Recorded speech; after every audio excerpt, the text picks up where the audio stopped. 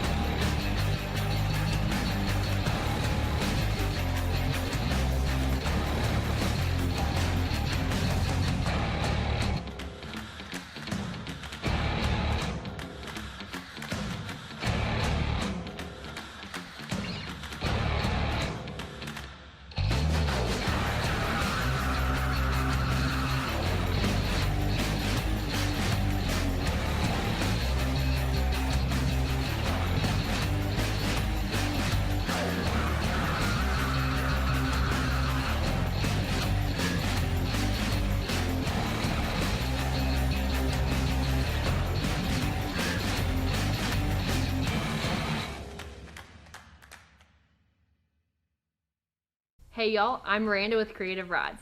Don't forget to like, share with your friends, and subscribe to our YouTube channel.